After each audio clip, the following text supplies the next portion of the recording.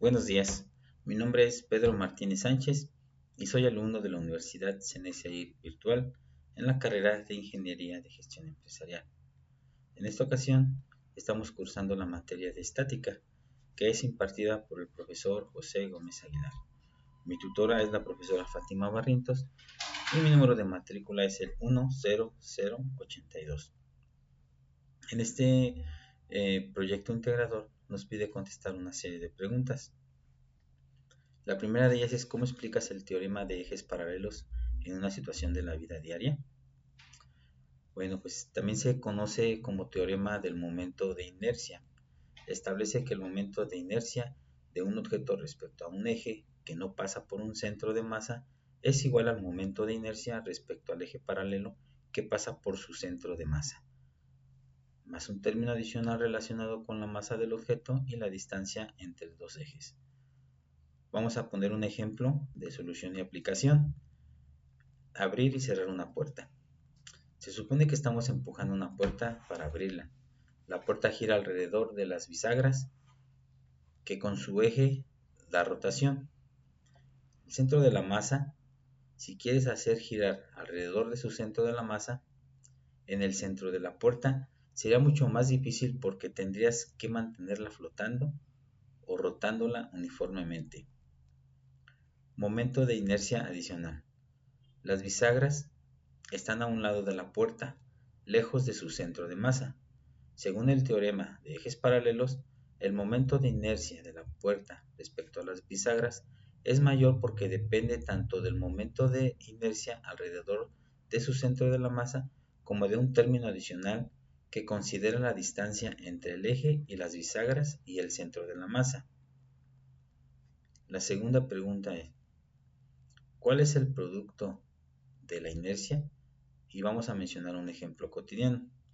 Es un término que surge en el análisis de la distribución de masa de un cuerpo respecto a dos ejes perpendiculares en un plano, por ejemplo, X e Y. La fórmula para calcular es I subíndice XY es igual a la integral de XY respecto a dm, donde podemos definir lo siguiente. X e Y son las coordenadas de cada elemento de masa respecto a los ejes, y XY mide cómo la masa está distribuida de manera asimétrica respecto a los ejes.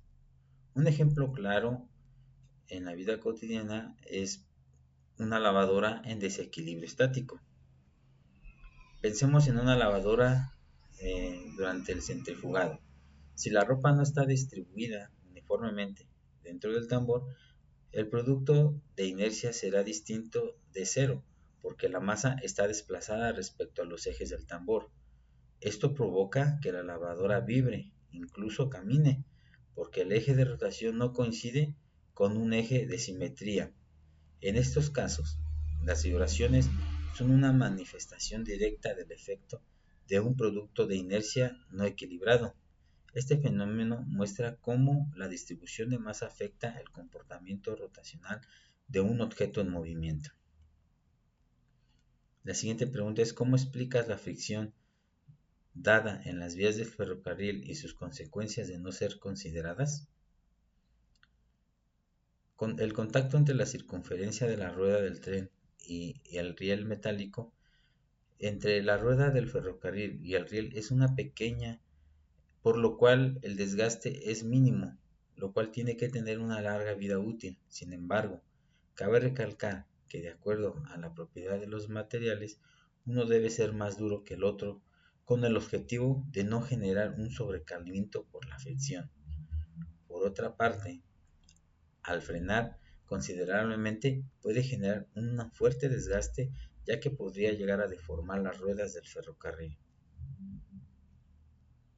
¿Por qué es importante la fricción en la construcción de diversos mecanismos? ¿Qué previene?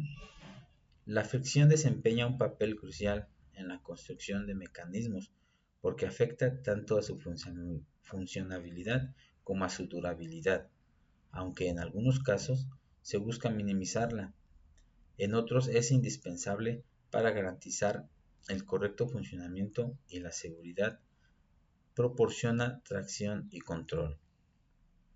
El mecanismo como frenos de automóviles, bicicletas o trenes, la fricción permite reducir la velocidad y detener el movimiento. En ruedas o correas de transmisión, la fricción es necesaria para transferir el movimiento sin que las piezas patinen. Permite estabilidad. En tornillos, clavos o sujetadores, la fricción entre las superficies asegura que las piezas permanezcan unidas, evitando que se aflojen.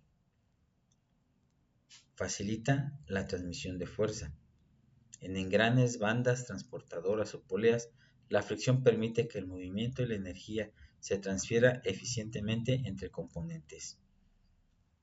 La fricción adecuada o ideal previene deslizamientos no controlados. Su fricción, superficies en contacto como zapatos sobre el suelo o correas en poleas, se deslizarán, lo que puede provocar fallos o accidentes. Desgaste excesivo. Una fricción excesiva entre componentes móviles genera calor y deterioro, reduciendo la vida útil del mecanismo. Por ello, se busca para promulgarla fallas estructurales.